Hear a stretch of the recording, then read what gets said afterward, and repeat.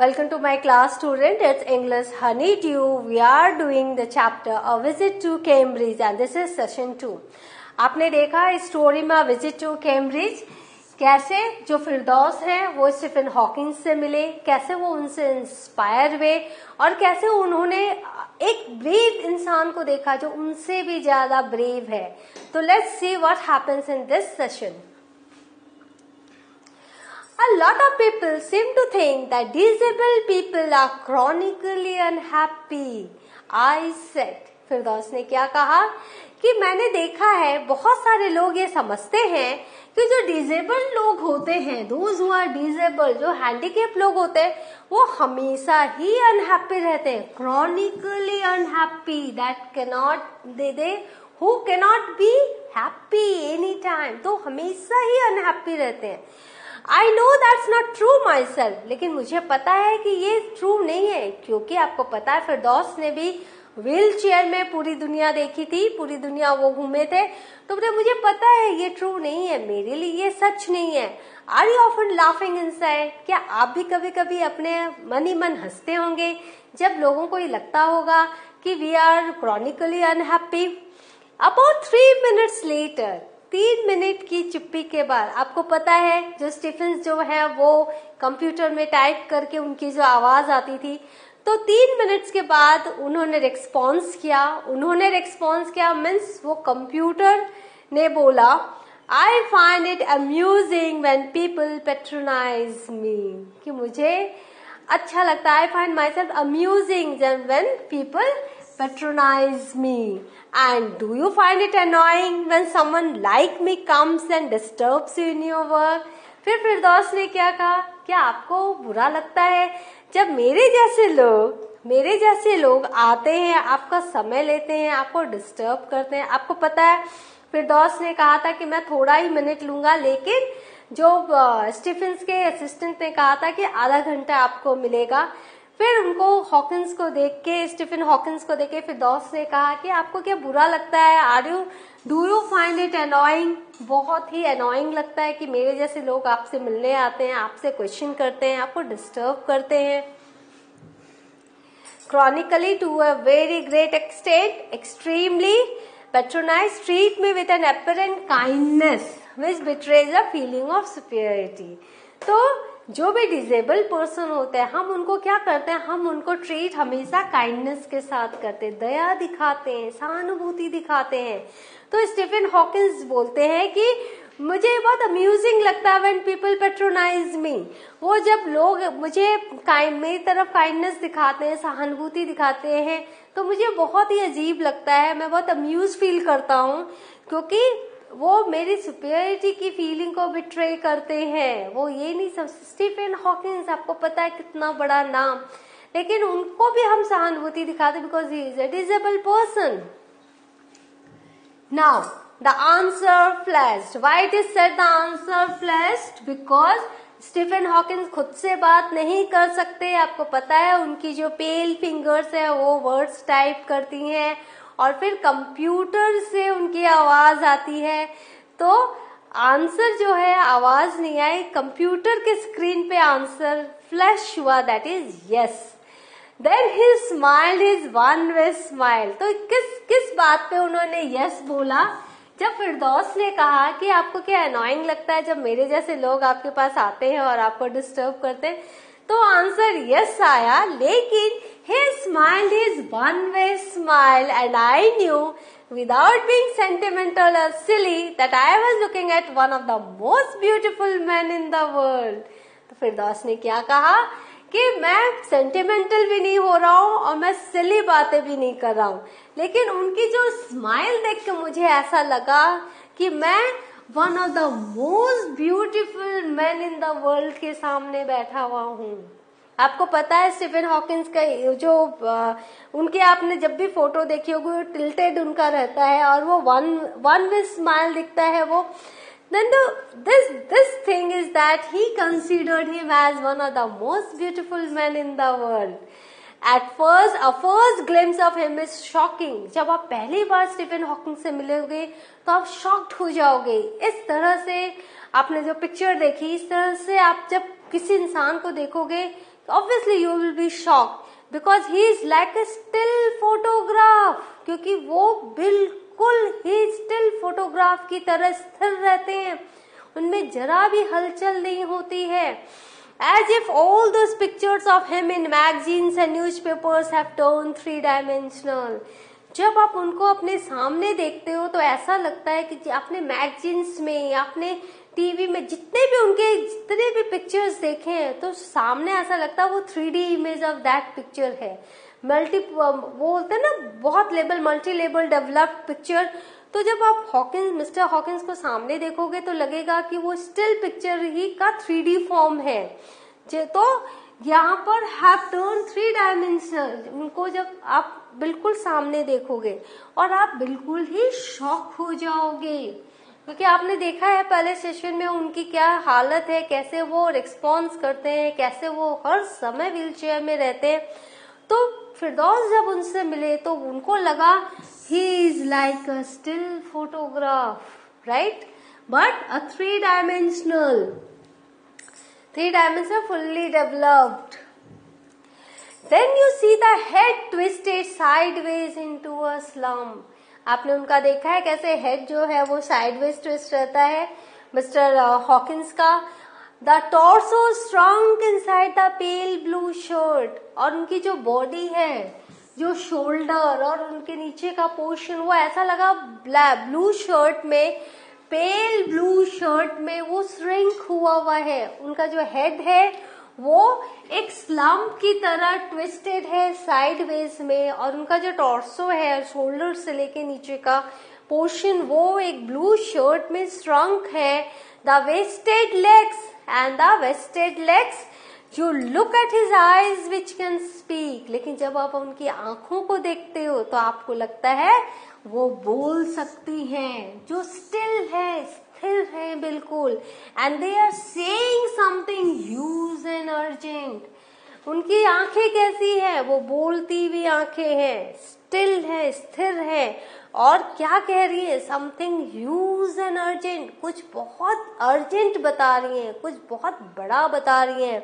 It is hard to tell what, लेकिन आप वो समझ जाओगे, लेकिन आप उसको एक्सप्रेस नहीं कर पाएंगे कि वो आंखें क्या ह्यूज एंड अर्जेंट बता रही हैं, वो क्या कह रही हैं. But you are shaken because you have seen something you never thought could be seen. लेकिन आप बिल्कुल अंदर से हिल जाओगे, क्योंकि आपने कुछ ऐसा देखा जो आपने कभी भी नहीं सोचा होगा कि आप देखोगे. Because you have seen something you never thought could be seen. जो आपने कभी नहीं सोचा होगा कि आप देख पाओगे. Slump means downturn and torso means upper part of the body, जो कि ब्लू शर्ट के अंदर श्रंक हुआ है. Before you, like a lantern whose walls are worn so thin you glimpse only the light inside, is the incandescence of a man. तो यहाँ आप देखो कितनी बड़ी बात उन्होंने कही. आपके सामने कौन है? स्टीफन हॉकिंस कैसे लगते हैं?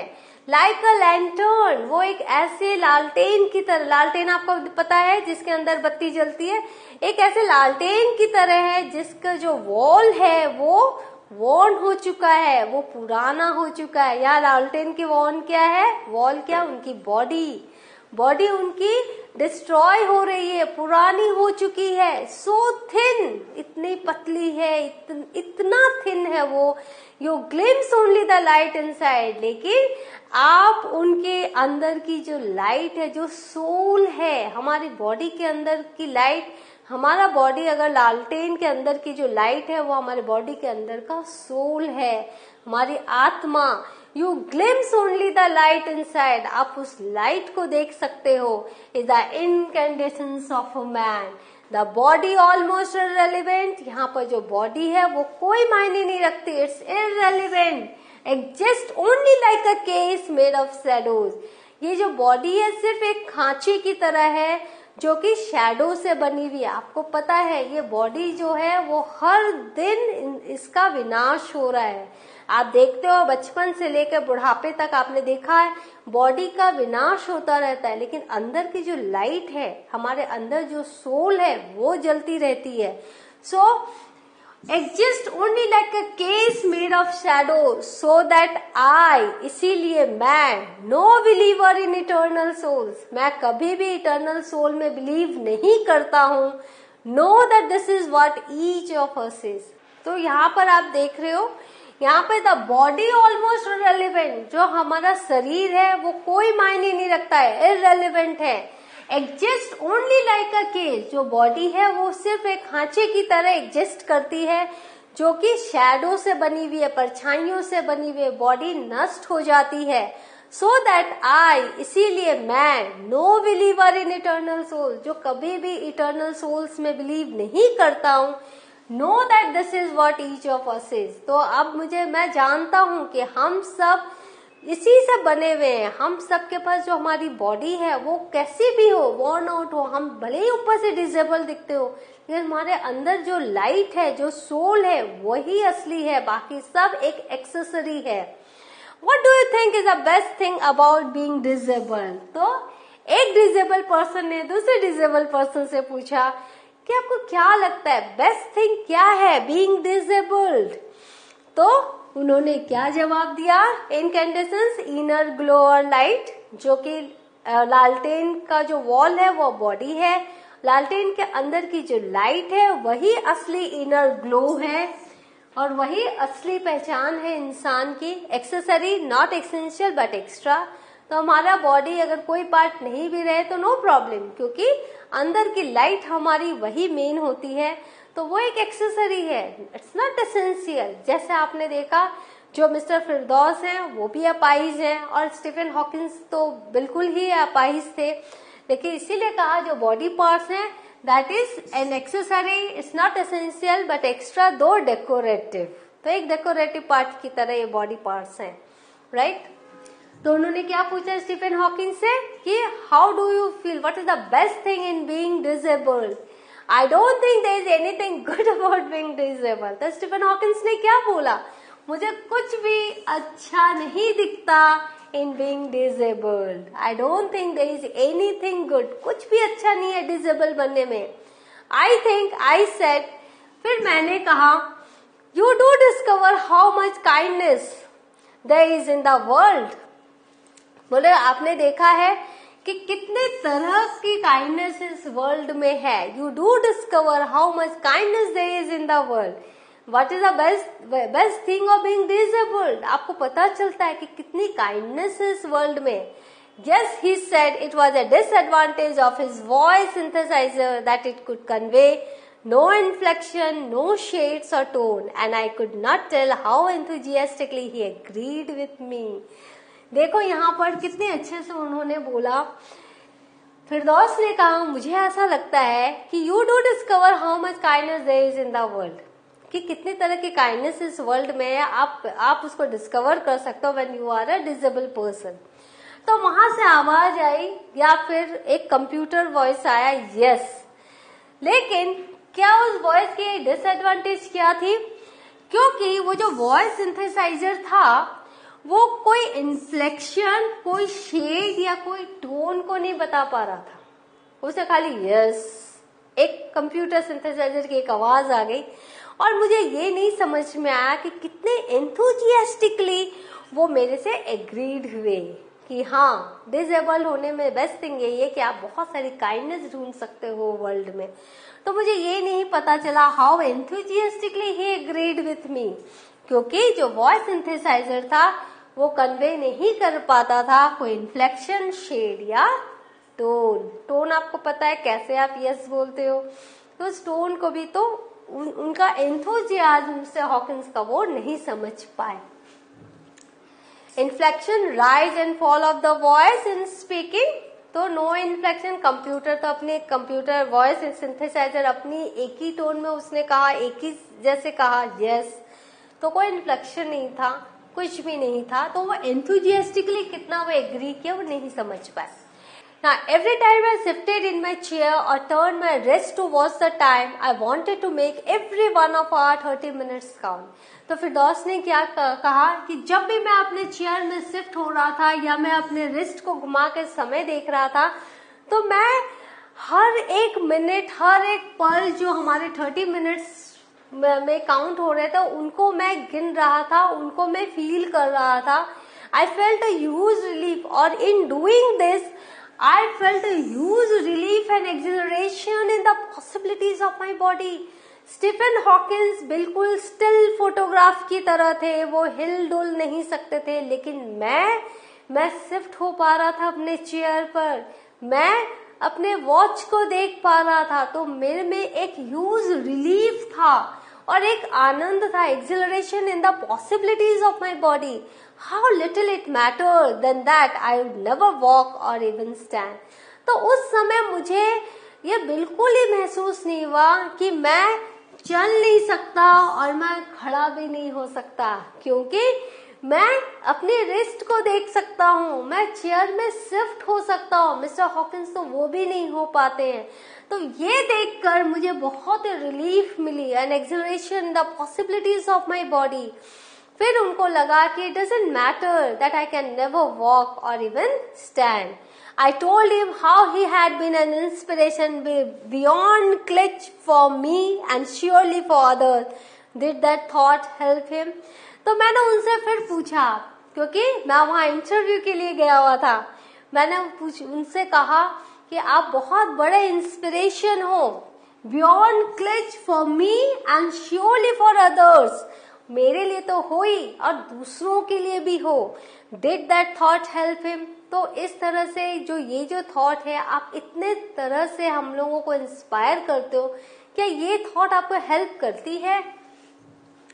Now exhilaration, a feeling of excitement, happiness, elation and glitch, phrase or idea used so often that it loses its meaning, right?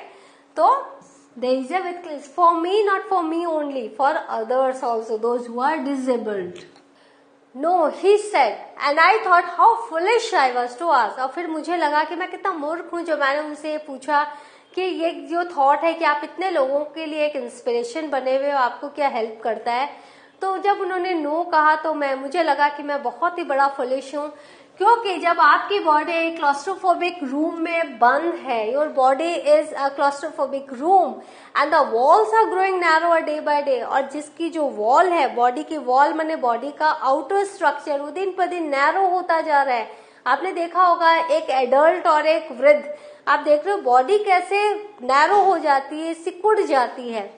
It doesn't do much good to know. तो उस समय ये जानना बहुत अच्छा नहीं लगता कि there are people outside smiling with admiration, कि बाहर के लोग हैं वो स्माइल कर रहे हैं with admiration कि हाँ आप अभी भी सांस ले रहे हो, you are breathing still. Is there any advice you can give disabled people? तो फिर मैंने पूछा क्या आप कोई सलाह देना पसंद करोगे डिसेबल लोगों को? Something that might help make life better, कुछ ऐसा जिससे कि दूसरों को अपना जीवन थोड़ा वो बेटर बना सके.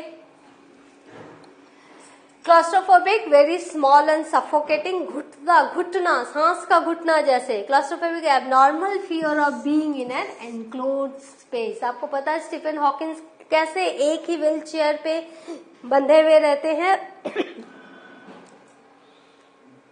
तो it's a claustrophobic, very small and suffocating and fear of being in an enclosed space. They should concentrate on what they are good at. तो उन्होंने कहा कि नहीं, मैं चाहता हूं कि वो कंसंट्रेट करें वो जिसमें अच्छे हैं, वो अपनी डिसेबिलिटी को न देखें. I think things like the disable Olympics are a waste of time. और मुझे ऐसा लगता है कि वो डिसेबल ओलंपिक्स ये सब जो है वेस्ट ऑफ टाइम है. हमारे शरीर का एक हिस्सा नहीं है, एक पर्टिकुलर पार्ट मिसिंग है. इट डजंट मीन कि हमारी थॉट हमारी अपनी नहीं है, हमारी सोच अपनी नहीं है, हमें कोई क्वालिटीज नहीं है. हम अपने स्किल्स पे, क्वालिटीज पे, अपनी सोच पर अगर हम ध्यान देंगे तो ये डिसेबिलिटी जैसी चीजें कोई मायने नहीं रखेगी. और मिस्टर स्टीफन हॉकिंस इसके जीवंत एग्जाम्पल हैं.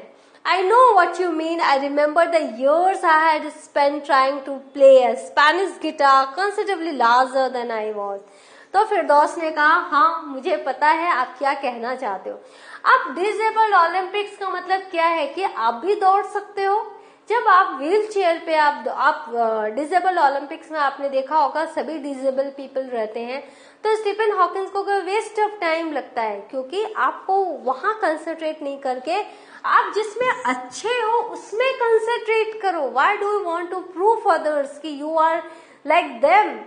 You are an extraordinary personality. तो आप जिसमें अच्छे हो आप उसमें कंसंट्रेट करो, वेस्ट ऑफ टाइम मत करो इन सब चीजों में, जैसे डिसेबल ओलंपियाड. तो फिर फिरदौस ने कहा, हाँ मुझे याद है हाउ मैंने कितने साल स्पेंड किए स्पेनिश गिटार सीखने में, जो कि considerably larger than I was, जो कि मेरे से भी ज्यादा बड़ा था. And how gleefully I had unstringed it one night, और कैसे एक रात बहुत ही खुशी से मैंने उसको अनस्ट्रिंग्ड किया था, उसके तार खोल दिए थे. तो this was waste of time. तो इन्होंने समझा वो क्या कहना चाह रहे थे. The half hour was up, आधा घंटा बीत गया.